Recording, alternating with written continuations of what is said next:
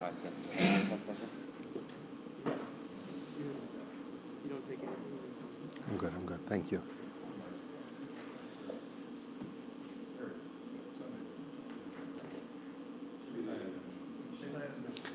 Okay, good morning. Today's daf is daf Pei Zayin. We're going to pick up at the Mishnah 3 lines down from the top.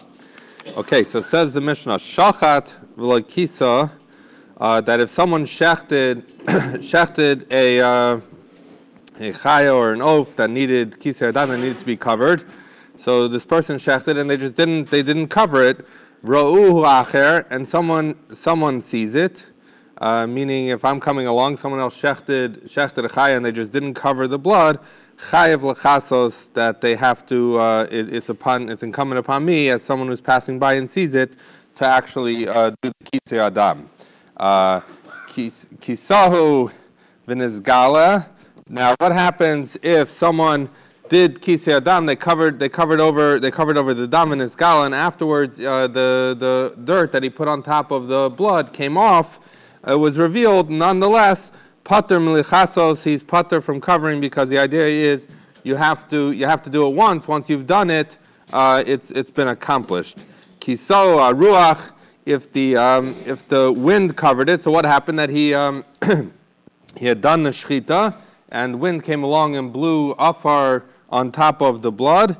So then the idea is chayav lechasos, that he's going to have to cover it. Although we'll see in the Gemara, we'll clarify exactly what the case there is. It's interesting. The Chassam Sofer talks briefly about the concept that there's a difference between the din that's on the person himself. In other words, even though it's true that everyone has a chiyuv to cover, he talks about the difference that the shochet has an actual chiyuv on himself versus anyone else. It's simply the point that it should be accomplished. And the difference, he says, is whether you can appoint someone else to do it, that the shochet, once he does the shchita, he's the one that should do the kisei adam, he should do the covering, versus anyone else would be okay. If they walked by and saw it, they would be perfectly fine for them to appoint the shliach. But interesting distinction. Says the Gemara, Taner Rabbanan, v'shafach v'chisa. So we have the pasuk. The pasuk doesn't actually say the word v'chisa, it says v'chiso, but the basic concept. So we have, this is the pasuk we've been dealing with for a while now in Vayikra Yud Zayin. So it talks about Ishish Mibnei Yisrael Nager Gar B'Tzochem Asher Yotzet Tzeit Chaya Of, that he traps a Chaya Of Asher Yeachel, that may be eaten. V'shafach es damo, this is the critical term. He spills its blood, which we've been talking about, a shchita v'chisahu ba'afer, he covers it in earth. So the idea is v'shafach es damo, that he spills the blood, he does a shchita v'chisahu, and he covers it. So we're going to pick up a few braysos here where we talk about that parallel. So the Gemara says first v'shafach v'chisa, misha shafach, the person who pours the blood, who does the shchita, yechasa, he should do the covering. So the idea is, as we just said with Chassam Sofer, the key element is that the person who did the shchita should be the one who covers it. So ask the Gemara, shachav v'lo kiso v'ro acher minayin shechayv lechasos. Okay, so where do we learn the halacha that the Mishnah told us that if, what happens if the person just didn't? In other words, they were supposed to cover it, but they didn't, and someone else comes along and sees uncovered blood. How do I know from the pasuk that he's chayav to cover it? Shenemar, because it says va'omer l'bnei Yisrael, that the very next pasuk in the Torah, after this ikar halacha of kisei adam, says ki nefesh kol basar damo b'nafshohu. He says va'omer l'bnei Yisrael. So the pasuk continues, and should say to Bnei Yisrael. So the Gemara is learning out from the fact that the next pasuk, which is still dealing with dam, says that you should say to Bnei Yisrael, tells you azhar l'chol Bnei Yisrael, that this halacha that we learned of kisei adam, that you need to cover the blood, is a halacha that applies to any member of Klal Yisrael. If it's not covered by the shochet, then whoever else would see it would fall under this obligation to do the covering of the blood. Okay, that's brisa number 1. Tanya idach, we learned in another brisa, v'shafach v'chisa, again picking up on v'shafach es dama v'chiso ba'afar. He says, b'masha shafach bo yichasem. That with which he shechted should be that with which he covers. And this learns a very interesting halacha. This is the critical source for a fascinating halacha, which is as follows: shaloi chasenu b'regel. That, in other words, when he shechts with his hand or with a knife. So the idea is that when he does the kisei adam, he should do that also with the knife or with his hand. He should not do it with his foot. Why? Shelo yehei mitzvahs bezuyos alav. That mitzvah shouldn't be disgraced upon him or something like that. So the idea is that you have to treat mitzvahs with a certain degree of respect, and it would be disrespectful in a sense to the mitzvah if you were to do the shechita and then you just take your foot and brush over some dirt. That would be lacking in covered for the mitzvah. The Rambam discusses that it's not actually covered for the mitzvah. It's the idea is whenever you do a mitzvah, it's there for the sake of the Ribono Shel Olam, who is mitzvah the mitzvah. And if you treat it as something in a backhanded fashion, that's disrespectful to the Ribono Shel Olam himself. This is the primary source for that halacha. Next brisa, Tanya Idach, we learned another brisa of a shafach v'chisa, same two words, parallel. So we learn Misha shafach hu yichasenu, he that does the shechita is the one that should do the covering. That we already learned earlier. What we're going to see here is the idea that the one who does the shechita, the pouring, is the one who has the right to cover. So that's what we're going to see. The brisa continues. Maisa be'echad sheshachat v'kadam chaver v'chiso. So what happened? You had someone who did shechita, and he was planning to do kisei adam. He was going to cover over the dam, but before he could get a chance to do it, some guy jumped in and put dirt on top, and now the mitzvah has been done already. So the idea is that's wrong because the one that was shafach, the one who did the shechita, is the one who should get to cover it. So what happened? V'chayvu Rabbi Gamliel liten lo yud zehuvim, and Rabbi Gamliel made him pay 10 zehuvim, 10 gold pieces, which is a huge discussion in the Rishonim and Achronim about whether this is a knas or this is the value of a mitzvah. Very, very interesting and complicated discussion. The Arzarua brings in the name of the Sefer Chassidim, in the name of Rabbi Yehuda Chassid, that where's the source that the value of this mitzvah is 10 zehuvim. He says he brings it from, we see by Eliezer, the Eved Avram, who went to find a wife. So it says that the pasuk tells you that shnei tzmidim al yadeha asara zahav mishkalam. That it says that he gave her the 2 tzmidim on her hands, and the weight was asara zehuvim. And you see that what happens immediately after that, it says Baruch Hashem Elokei Adoni Avram. So you see that it brings about the blessing of Hashem, which we're going to see in a minute how this ties to brachos.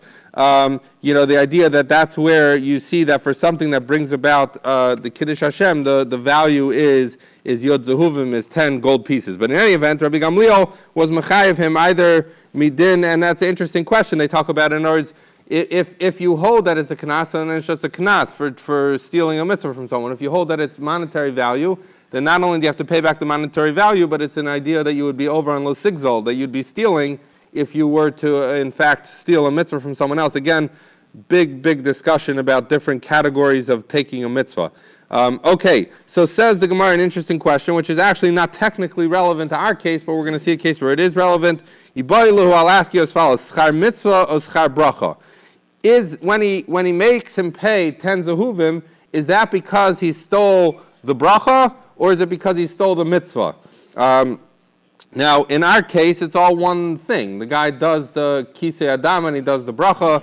That's all one category. But the question we're asking here is going to be different. So they ask the Gemara, "L'may nafkamina?" What does that mean? In other words, if it's all lumped into one, who cares? So the Gemara says, "Well, I'll give you a case where there's only a bracha and no mitzvah, and we're going to actually see that it could be multiple brachas." Where do we see this? L'birchas hamazon. So that by benching. So I amitz char mitzvah achasi. If you say that the reason you have to pay someone 10 zehuvim is because you took his mitzvah, so if someone was designated to be the one who would say benching, and especially in those days it used to be someone would say benching, everyone else would answer amen. So the idea would be that's one mitzvah. In other words, benching is one mitzvah. If you stole benching from someone, you have to pay him yud zehuvim. He says v'yametz char bracha. But if you tell me that what you're paying for is 10 zehuvim for every bracha that's stolen, havin arbaim, then he should have to pay 40 gold pieces. Why? Because there's 4 brachas in in benching, and therefore 10 zehuvim for each. Tosas asks, well, wait a second, what about the Bari Pri Hagafen that comes at the end? So he says we would be going according to the Mandamer, who holds that you don't actually make a bar pri hagafen on kol shel bracha. Perhaps we could say another answer in a minute when we'll look at this. But in any event, that's the question that we have, is that you have, so do you go by each bracha that got stolen, in which case someone who steals benching from another person would have to pay 40 zehuvim, or do you go after the mitzvah? So the Gemara says, Tashma, coming here from the Brisa, and there's a story here. The Amrle Hahut Stuki L'Rebbe. There was a Stuki, a Sadducee, who said to Rebbe, Misha Yatzer Harim lo bara ruach, or Misha bara ruach lo Yatzer Harim. So he said as follows, that the pasuk tells us. So he says that the Misha Yatzer, whoever created Harim, who created mountains, is not the one who created the winds, and the one who created the winds is not the one who created the mountains. Basically, saying that there are multiple gods in the world. The Marsha discusses and ties it into another Gemara, which we learned not that long ago, but the idea that what he's talking about is that the worlds of Ruchnius and Gashmius are separated. So the idea is bara, which is associated with Ruach, is Ruchnius, and Yetzer or Yetzira is fashioning just the physical world. And so he was saying that there's a spiritual realm and there's a physical realm. They're not they're not connected.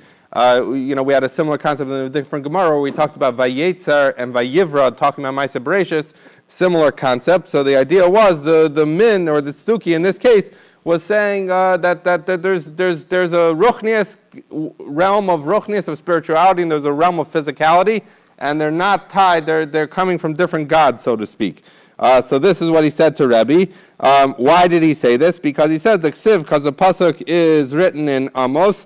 He says, Kihine Yotzer Harim, because behold the creator of mountains, Uvore Ruach, and the creator of the wind or the spirit. The pasuk continues, Umagid Adam Asecho Osa Shachar Ayefa V'derech Habam Se'aretz Hashem Elokei Tzvako Shemo. So that's the pasuk. So he says, you see, it talks about a Yotzer Harim and it talks about a Borei Ruach. So you see that Harim, that mountains and wind, were created by different gods. So Amrlei, Rebbe said back to him, Shota, you fool, Shfil L'Seifei Dekra, go down to the bottom of the pasuk, the end of the pasuk, ends Hashem Tzvaka Shemo, that he says Hashem is his name. So it starts off referring to the creator of the winds and the creator of the mountains, and then it says his name is Hashem. So you see that it's all one God. And as we said with the Marsha, that Ruchnius and Gashmius would go together. So the Stuki was a little stumped by this. So Amrlei said to him, Nikotli zimna tlasa yoma umadrina lach tiyufta. He says, good question. He says, I'm sure I have an answer. Give me 3 days, and I'll come back to you, and I'm gonna prove to you that you're wrong somehow. Okay. So Yosef Rebbe tlas tanisa. So Rebbe. And Farshim discuss why exactly Rebbe did this, what he was worried about, but Rebbe sat in a tanis for 3 days, davening or whatever, that he should be able to disprove this tzeduki, and the tzeduki was going to come back with further arguments to support his view that there's more than one God, or that there's separation between spirituality and physicality. So what happened? So the third day happens, Kiavi boy mivrach, or others learn mivra, but the idea is basically Rebbe was had been fasting for 3 days. He was ready to sit down and eat something, and what happened? Amrulay, they said to him, Tzeduki kaya bava. A Tzeduki is standing by the door. Rashi says initially he thought it was the same Tzeduki, that his nemesis here had come back at the end of 3 days. So Rebbe says he cites the pasuk in Tilim Samachtes. He says Vayitnu b'verusi rosh. That they've put in my meal, they've put rosh, like poison or something bitter. So he's like, basically, I was about to eat something, and now this guy came along. So in any event, Amrle Rebbe. So it turned out, as Rashi points out, that it was a different tzeduki. It wasn't the tzeduki who had come before. We're going to see why. He said, the second tzeduki, he said to him, he says, Rebbe, mevaser tovas hanilach, I'm the bearer of good news to you. He says, lo matzah tshuva oivecha v'nafal min hagagu meis. Basically, the guy who started up with you last time, he spent 3 days kind of trying to come up with something to disprove you. he couldn't do it, and so he committed suicide. He jumped off the roof, and he's gone, so you don't have to worry about him anymore. So Amar Lo, so Rabbi said to the second Tzeduki, I'm not sure why, but he said, Ritzoncha shetisod etzli. He says, is it your desire to have a suda with me? Do you want to sit down and we'll in other words, I guess Rebbe was about to eat when he got interrupted, so he said, why don't you come along and we'll eat together. Amar Lo, he said to him, hey, yes, then I'll sit down and eat with you. La'achar she'achlu v'shasu, so they ate and they drank. Amar Le, so Rebbe said to the Tzeduki, he says, Kosh shal bracha ata shosa o arboim zuhuvim ata nota. He says, I'll give you a choice. You could get out of here and you leave before benching, in which case I'll pay you 40 zuhuvim. I'll pay you 40 gold pieces, which is a huge sum of money. He says, or you could stick around for benching. Which is it going to be? Take your pick. So Amar Lo, he said to him, Kosh shal bracha nishosa. He says, I'd rather have the mitzvah, I'd rather have the kosh shal bracha. Mepharshim explained that Rebbe wasn't offering him to bench. Rashi points out that what was going on here is that he didn't want him to have the chance to say Amen, because if you say Amen, it's like you say the bracha. Rashi says Amen, that the Tzeduki would answer Amen, and someone who answers Amen is like they said the bracha themselves, and therefore he's going to get that schar. And he, in other words, Rebbe basically said it's worth it to me because the value of a bracha is 40 zehuvim. I'd rather pay the guy and let him go away. But nonetheless, the Tzeduki said no. I'd rather take the brachas. I'll give up on the 40 zehuvim. So Yatzis Abaskol v'Amar Abaskol came out and said Kol shal bracha Yashva Arbaim Zehuvim, that you see, or maybe Rebbe demonstrated that the actual value of Kol Shal Bracha is 40 Zehuvim because Rebbe was prepared to pay the Tzeduki 40 Zehuvim to go away, but the Tzeduki wanted to say. Rav Yitzchak says, Adayin Yeshna La'osa Mishpacha Ben Gedolei Romi. He says, this Mishpacha, Rashi says, of the Mevaser, of this second Tzeduki, the one who was willing to give up 40 Zuz to have the opportunity to say Amen to the brachas of benching, he says this bracha is still. This family is still among the Gedolei Rome, the great ones of Rome, the Koronoso, and they call it Mishpachas Bar Luanis. That this is the family of the Bar Luanis family, and basically they're still around and important, presumably in the schus of the fact that he had the opportunity to make the bracha here. So there's an interest. I mean, there's all kinds of interesting things on this, but there's a shach that basically the shach wants to know that why is it that if you steal benching from someone, you have to pay him? He says at the end of the day, we know from elsewhere, we see it from Rashi here, that if you say Amen, it's the same as if you said the bracha. So let's say I was going to be the one, someone asked me to bench, and I was going to bench, and someone else jumped in and did benching, so I could just say Amen. So it's the same as if I said the bracha. So what difference does it make? Why does someone have to pay me that he took it away from me? So the Shach explains, we have to be talking about a case where he basically pushed him out the door and didn't let him hear. But in Achinami, if he would be able, if someone took my bracha, but I could still say Amen, so I'm in the same case where I was. So what about the fact that he could say it out? In other words, let's say someone pushed me out, and now I can't say Amen to his bracha, but I still have to bench, so I could bench myself, and I get the value of the bracha. So the Shach explains that what we're talking about here is that the ikar, the main schar bracha is causing people to say Amen. So it's not simply, and in fact, the Chassam Sofer and others discuss that this is not going on regular brachas. This is going on brachas that are done b'tzibur, like Birchas HaTorah or things of that nature, which I was thinking could maybe be an answer to Tosos's question. Tosos asked, what about the fact that you should have a fifth bracha, you should have to pay 50 because you have the Bori Pri Hagafen. So maybe Bori Pri Hagafen doesn't fall in this category of public brachas.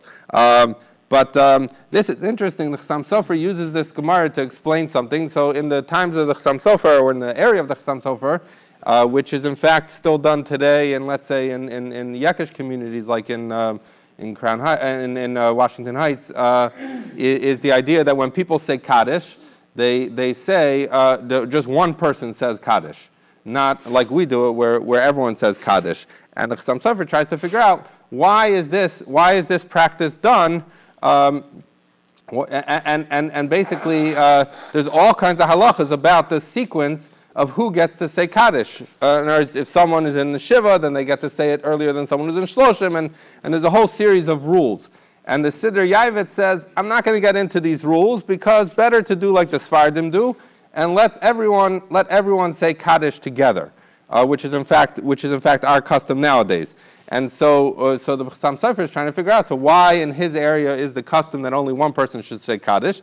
So he basically says is that really the whole point of Kaddish is that someone has the opportunity to cause everyone else to say Amen, Yeheshmei Rabbah, to do those things. So he says if everyone's saying it as a group, there's really only one person who's causing Amen to be said, or Amen, Yeheshmei Rabbah, and the rest are just talking. So he says that's why it's significant. He says you see from this Gemara that the person and the Shach that the person who is the one who causes everyone else to say Amen, to say Yeheshmei Rabbah, that's the person. There's one person like that. That person gets the schus for causing everyone else to say Amen, and that's why you have to get involved in this whole detail of who has priority, because you need to figure out who's the person that gets the schus. It's not everyone doing it. So that was the Chassam Sofer's explanation of the custom in his place. Obviously, here we have a different practice.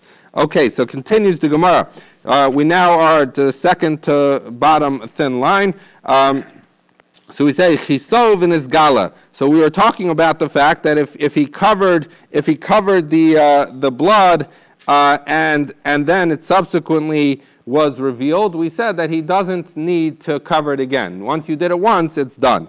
Amrle Rav Acha Brei the Ravel Rav Ashi, Rav Acha the son of Rav said to Rav Ashi, Ma'ishna me'ashavas aveda.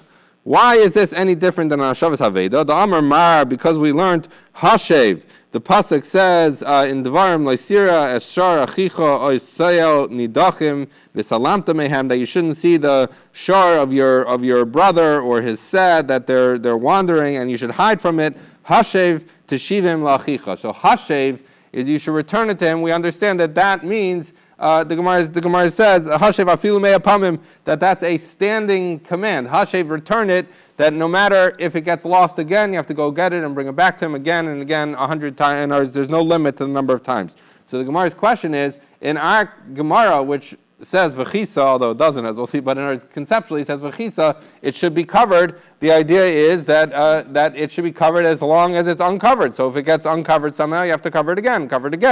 So why is it any different than Hashavas Haveda? So Amrlei, he said back to him, he says, Hasam like Siv Miyuta, Hacha Siv Miyuta, he says that there by Hashavas Haveda it says Hashev, that you should return it. Rashi makes clear, Hashev Teshivim is used for something else. So from the word Hashev, you understand they have to cover it even 100 times. So theoretically, you would say the same thing of a chisa, but says the Gemara, but by kisei adam, it's written a miyut, an exclusion. What's the miyut? That it says v'chisahu, he should cover it. So that implies a one-time covering, that you cover it is in the singular, as distinct from v'chisa, which would say to cover, that you would cover even 100 times. So theoretically, if it said v'chisa, the halacha would be similar to Hashavas Haveda, they have to do it no matter how many times. But because it says this language of chisahu, you should cover it, that therefore you don't have to do it 100 times. If you do it once, you're yotzei, and if it gets uncovered, that's okay, you don't need to cover it anymore. So said the Mishnah Chisau Aruach, that if the wind, what happened if the guy shechted him before he could cover the dam, the wind covered it over. So the Mishnah said that in that case he still has to do kisei adam. The Gemara makes a major qualification in this halacha, which is what? Says the Gemara, Amar Rabba Bar Bar Chana, Am Reb Yochanan. Rabba Bar Bar Chana says in the name of Reb Yochanan, Lo Shanu Ela Shechazer in his gala. He says, when is it that if the wind covered it over, you have to go and cover it? Is not saying that if I were to do shchita and then the wind covered it, that I now need to clear away that dirt and put different dirt on top. That, the Gemara says, is not what's going on here. He says, when does it say that if the wind covered it, that I need to cover it, that I still need to cover it? Is talking about if I shecht, the wind covers it over, and then that gets removed somehow. Maybe the wind blows it away, maybe something else happens. At that point, because kisei adam was never done, so then I need to do it. But if the kisei adam was done by the wind, and that dirt is remaining on top of the blood, and I can't see the blood, so then I even in the case of the wind covering, I wouldn't have to do it because it's basically self-covered. It doesn't need me to do it. He says, "Avalo chazav in iskala." But if the wind would not have uncovered it, meaning the wind covered it and it didn't get uncovered some other way, patur milichasos, that you would be patur from, so that you would be patur from doing kisei adam. So ask the Gemara, v'chiz chazav in his gala mayhave ha'idchile. He says, wait a second.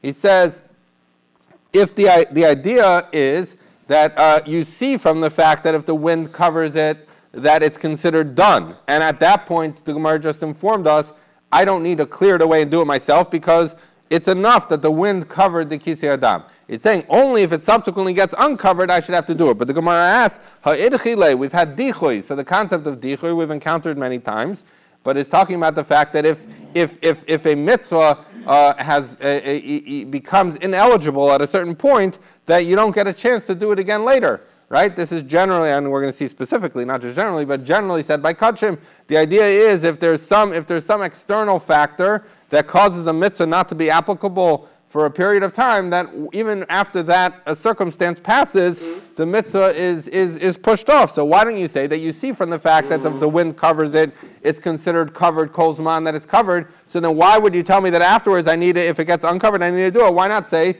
that the mitzvah was pushed off, and once the mitzvah is pushed off, you don't do it anymore? So Rav Papa says, also Maris, this is to say, so that's a good point. From here you learn, Ein dichoy etzo mitzvos. And we're actually going to see another example of this.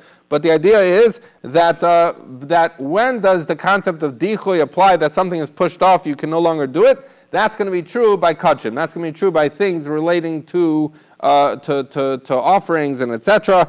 But not by regular mitzvah. A regular mitzvah, even if it got pushed off, if the circumstance that was preventing it from being performed passes, then you would in fact still have a mitzvah to do it. And therefore, if the wind covers the blood, okay, so it's covered, I don't have to do anything, and the mitzvah is nidcha, it's pushed off. But if that dirt then gets removed, the mitzvah reinstates itself. Unlike kachim, which would not reinstate itself, mitzvah does reinstate itself, and that's why if the dirt blows away or gets removed by someone, I have to do kisei adam, because kisei adam had never been done properly. So the Gemara asks, well, wait a second. So what you're telling me here is that if I do shechita and wind blows dirt on top of it, because basically nature made it where the blood is covered, I don't need to do kisei adam. So he says that why is it different from this that we learned in a brayso?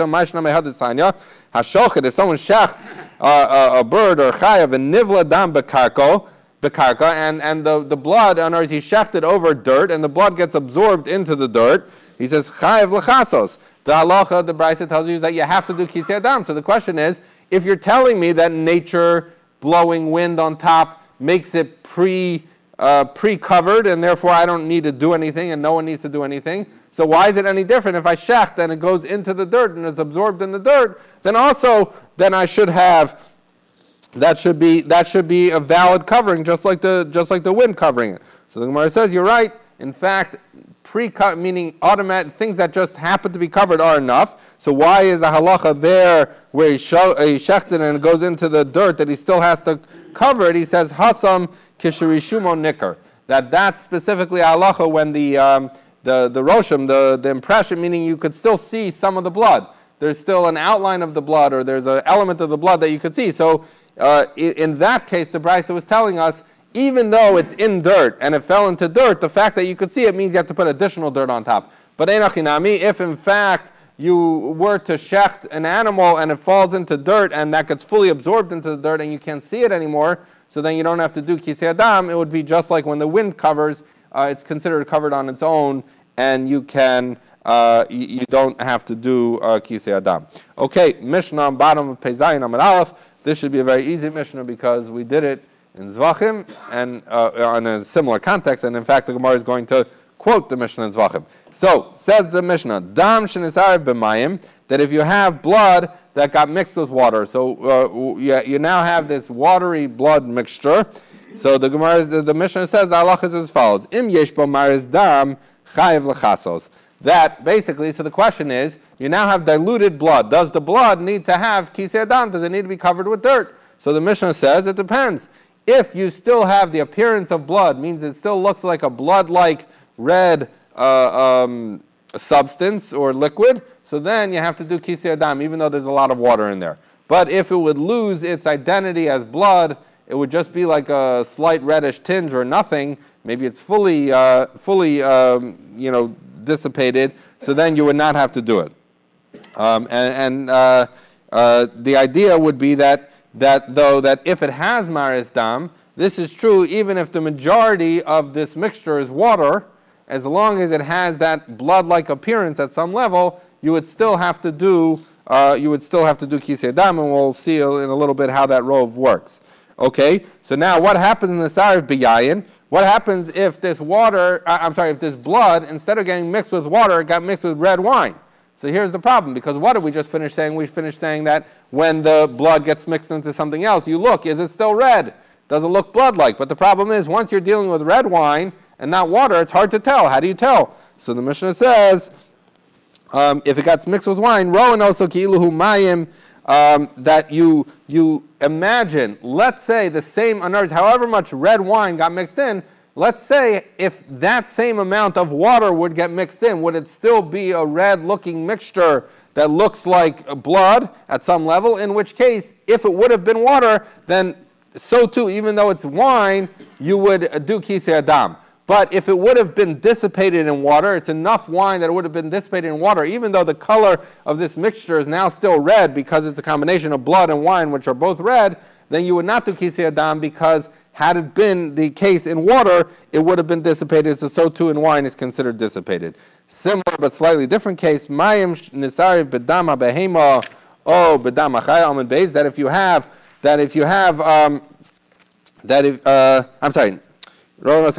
So, sorry, I punctuated that wrong.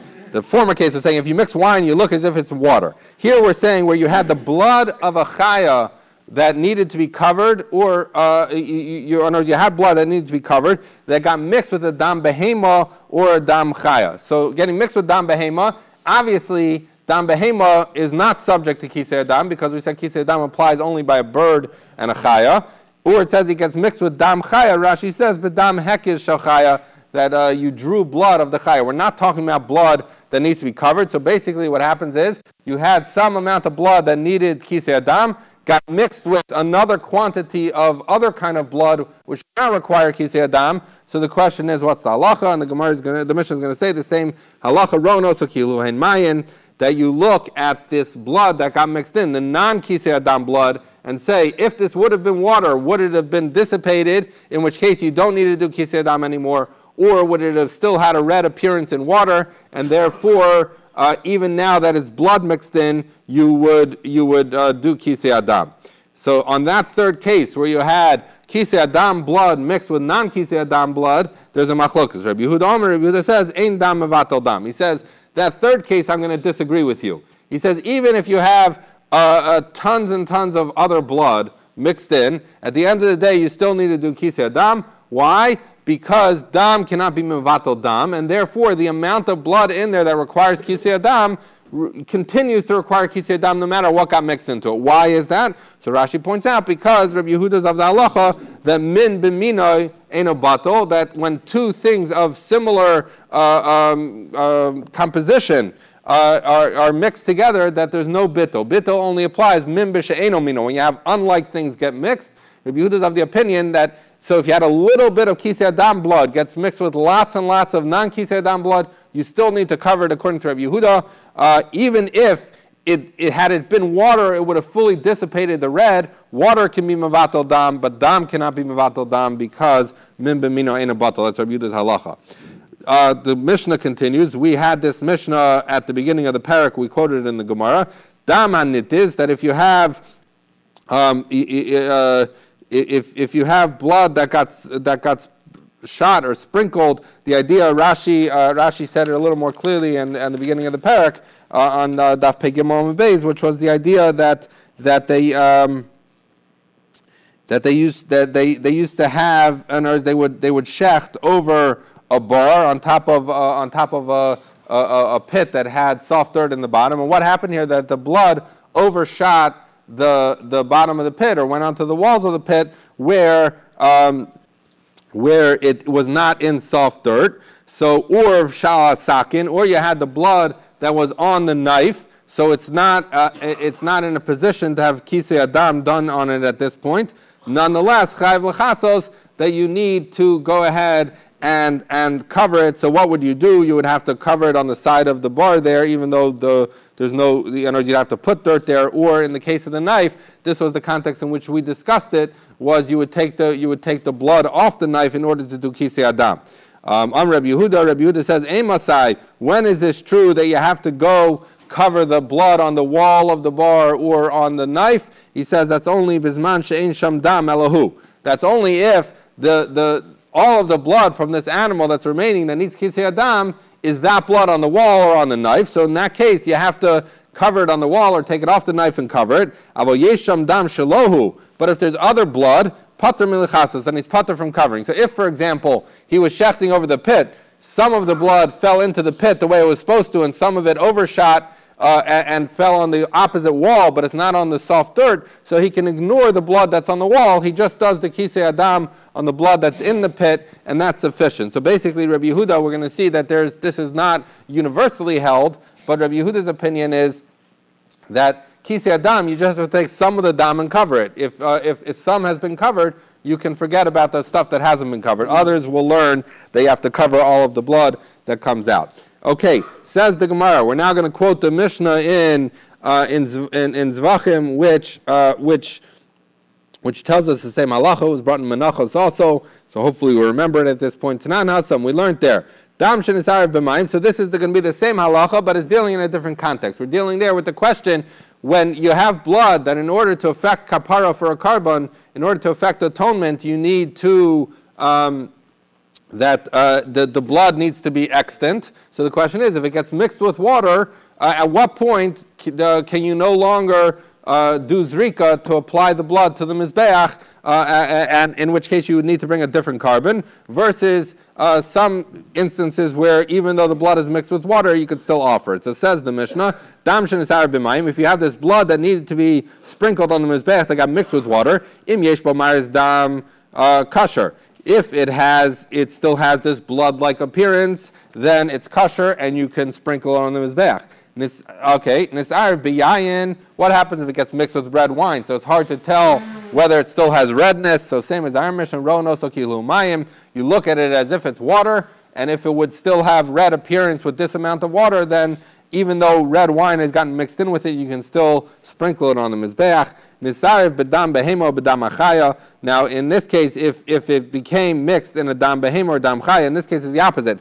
Dam chaya is obviously not blood that needs to be sprinkled on mizbeach. Dam behema means some other dam behema, but not blood that stands to be sprinkled. So the question here is as follows: that you can't tell whether the blood would still be red. So we're saying that if Rono so kiluhu mayim, you look at it as if it's water, and if this amount of water would not dilute blood such that if the blood would still be recognizable as blood, so then the fact that it is mixed with other bloods would still say that it's not batel, and you would be able to sprinkle it on the mizbeach. And much like our Mishnah, Rabbi Yehuda says, ein dam mevatel dam, that if something can't be mevatel, something that's of min kamino, and therefore even if a little bit of dam that needed to be sprinkled on the mizbeach got mixed with a lot of other dam, you would still sprinkle it on the mizbeach because you don't have min b'mino is not batel. Okay, so the Mishnah in Zvachim Menachos is the Mishnah in Zvachim brought in Menachos is also very similar to our Mishnah, but we're going to see a major difference. Reb Chia bar Abba, Reb Yochanan. Reb Chia bar Abba says the name Reb Yochanan lo shanu ela shenaflu mayim letoch dam.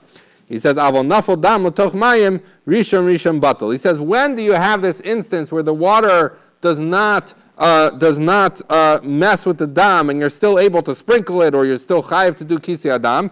Well, we'll see about kisei adam. When does it apply that you're still able to sprinkle it? He says that's only true if you had blood and water started pouring into the blood, right? So the idea is that you have a bowl full of blood, a little bit of water falls in, that water becomes batel in the blood. The next bit of water comes in, it becomes batel in the blood. The next bit of water becomes batel in the blood. So therefore, as long as it hasn't lost its redness, you're still going to be able to sprinkle it on the mizbeach. But what would happen if the reverse happened?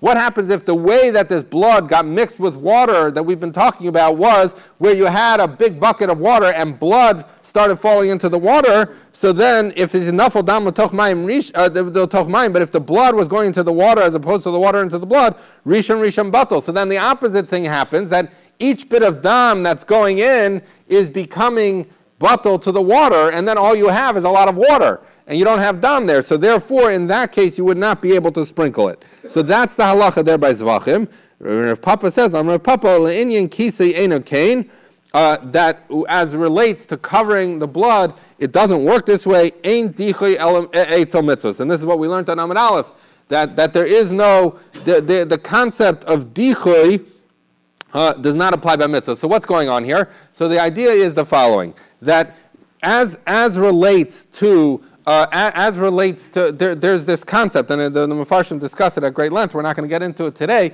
but the idea would be that if you have blood falling into water, it becomes batel in the water. More blood becomes batel in the water. But if at a certain point the blood were to assume the appearance of blood in that water, it would reawaken, so to speak, and it would become something that's chayev, that's treated like blood, right? That's the concept. So we're saying as follows: by sprinkling the blood on the mizbeach, that doesn't work. Why? Because we talked about it before. There's dichui etzom mizbeach, and therefore the blood that fell into the water became ineligible for sprinkling, and then more blood. Even when it gets to be a significant amount of blood, all of that blood has been disqualified for sprinkling, and therefore it can't come back and assume the capability of sprinkling. Kisei Adam, we learned before, Kisei Adam is different because it's a mitzvah, it's not kudshim. So therefore what happens? Even if, and surely if you have water that drips into blood, the halacha is going to be like we said before. But even if you have blood dripping into water, so it's true that the initial drops of blood are falling into the water and are becoming batel to the water, but once you get enough blood that it has a recognizable presence, then at that point it reawakens, and you would have to cover the blood. Now you say, what about dichui? What about the fact that while this blood was considered negated in the water, it was batel in the water, it was rejected from being used, and therefore now even when it reawakens, you shouldn't be able to use it. So it explains the Gemara, ein dichui eitzel mitzvos. We learned this before. Dichui is a kudshim concept, so it does apply by sprinkling on the mizbeach. So even when it reassumes its character as blood, when enough blood has fallen into the water, you don't sprinkle it because it had been disqualified. But kisei adam, there's no dichui by mitzvahs, and therefore you would do it. Rav Yehuda Amar Shmuel. Kol mara adam mumes mechaprim umachshirin v'chayavim bekisei. So we say as follows, that anything that retains its red appearance, meaning it still has an appearance of blood, mechaprim, it does kapara, meaning that you can sprinkle it on the mizbeach. Umachshirin, you can use it for hechsher tumah. We've talked about this many times. You have the 7 liquids that can make things eligible for tumah. That blood is one of them. So the idea is that as long as it has its redness, that it can be used for hechsher tumah, and it can be the moisture that makes something eligible for tumah. V'chayavim bekisei, and as long as it has its redness, you have to do kisei adam. So the Gemara asks, Rav Yehuda, you're saying this in the name of Shmuel. My kamashmalan, what are you telling us? Mechaprim tenina. The fact that it can be sprinkled on the mizbeach if it still has redness, we learned that in Zvachim. He says, chayavim bekisei, the fact that it requires kisei adam, we learned that tenina, we learned that on Amud Aleph today in our Mishnah. So then the question is, or Amud Aleph and Amud Beis, and so the Gemara says, so what's your point? I already know that you can sprinkle the blood, and I already know that you have to cover it. The Gemara says, machshirin it's tzrichalei. Well, no, because I told you a third thing also, which is that blood, that as long as it retains its redness, it can be used for hechsher tumah. But the Gemara says, wait a second. Machshirin nami says, but even that I would know, because what are we dealing with here? We're dealing with blood that got mixed with water. But what does water and blood have in common? They're both eligible liquids to be used for hechsher tumah. So therefore, idam hechshuri machsher. So he says, I don't care. Call it blood, in which case it causes hechsher tumah, or imaya hechshuri machsher. And he says, or call it water. And it's because all you have here is water and blood. So therefore, obviously, whether you say it's enough blood that it's treated like blood, or enough water that it's treated like water, either way, it does hechsher tumah. So what's your point, Rabbi Yehuda Neuberger Shmuel? So the Gemara says, lo tzricha shetamdu b'mei geshamim. So he says, no, the difference is going to be that if the mei geshamim, rainwater, has a special halacha, separate and aside from the halacha by hechsher tumah, they have to want it has to be beneficial. You want the water to be on there. By mei geshamim, there's a special halacha that you have to have in mind. You have to decide that you want to use it, right? So only when you decide you're going to use it that it becomes something that causes hechsher tumah. So the idea here is as follows: that if you have rainwater without a decision that you're going to use it, would not cause hechsher tumah. So the question here is, if you have blood and gets mixed in with it rainwater, so rainwater is not something that hechsher tumah. So you have to decide, is this enough blood that we're going to treat it as blood, in which case it can cause hechsher tumah, or is it too much water and we're going to say, since it's water and since it's rainwater, it's not going to cause hechsher tumah. So the Gemara asks, mei geshamim nami, but wait a second, rainwater also, kiven the shaka of a rami achshavinu. He says, well, one second, once you take a container of rainwater and you pour it into blood, at that point when you took the container of rainwater, you've decided you want to use it. So in other words, it should be able to cause hechsher tumah regardless, even though it's mei geshamim, it's lost its status as rainwater because you've decided you wanted to use it when you picked it up. So the Gemara says, lo tzricha shenitamdu me'aleim. We're talking about you had some blood and rainwater fell into it naturally, and the question was, is it dissipated? So why is this a question? Because if it's still considered blood, it's insufficiently dissipated, that's still considered blood, then it's going to cause hechsher tumah because we treat it as blood. But if it's considered rainwater because it's diluted the blood enough that it's considered water, and this is rainwater which does not cause hechsher tumah without chishuv, so you're going to say that then it doesn't cause hechsher tumah. So that's the significance of Rabbi Yehuda Neuberger Shmuel. Okay. Rav Asi min Naharbil Amar B'tzlasa the Dama. Rav Asi from Naharbil says a different answer. He says that what are we talking about here? We're talking about basically that there's some amount of, there's different discussion of exactly what this is, but there's some amount of water or watery substance that's in blood, and sometimes it gets separated. So for example, Rashi says if it becomes karash, if it becomes congealed, sometimes the blood itself gets congealed and you're left with this liquid that's blood-like, but it's not red because the redness has stayed in the blood. So this is kind of somehow the water of the blood gets extracted. So then, therefore, that's what Rabbi Yehuda Neuberger Shmuel was coming to tell us, was saying as long as you have this blood-like but clear substance, as long as it has some redness in it, that's going to be sufficient for purposes of hechsher tumah. So it's not talking about regular water and blood. It's talking about this like blood from blood substance. Rabbi Yirmiyah Medifti Amar, Rabbi Yirmiyah Medifti says this same substance that came out of blood, anish kares, that if someone eats it, he gets kares, vuhu deka kazayas. As long as it has a kazayas. A lot of discussion as to exactly what this means. Rashi seems to imply it means literally if there's a kazayas blood in it. But then you could ask yourself, if there's a kazayas blood in it, what's the chiddush? Of course, then you're eating a kazayas blood. So others understand that if it is a liquid that came out of at least of a kazayas blood, we're not going to get into the detail here, but the idea would be that there is onish kares as long as it has some requisite kazayas of real blood. But masnisin tana, we learned another case, mitamin bo'oel vuhu de'ikar revius,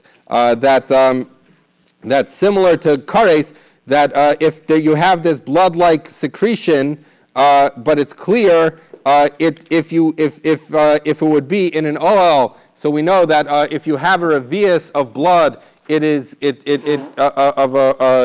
a dead person, then it conveys tumah by oil. So the idea is that if you have this blood-like substance that came out of blood but doesn't have the color, it would be.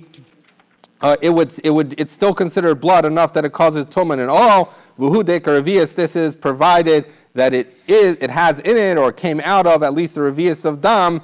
That would be the right shear for oil. So it's teaching us that not only is it good for hechsher tumah, which is what Rabbi Yehuda Neuberger Shmuel was teaching us, but it also is considered blood-like enough that someone would get kares for drinking it, and it is also enough, it's considered like blood, that just like regular blood, it would cause Tuma Ba'oel, that it would if it's together with a person under a roof, that whatever else is under that roof would become Tameh. Good Shabbos.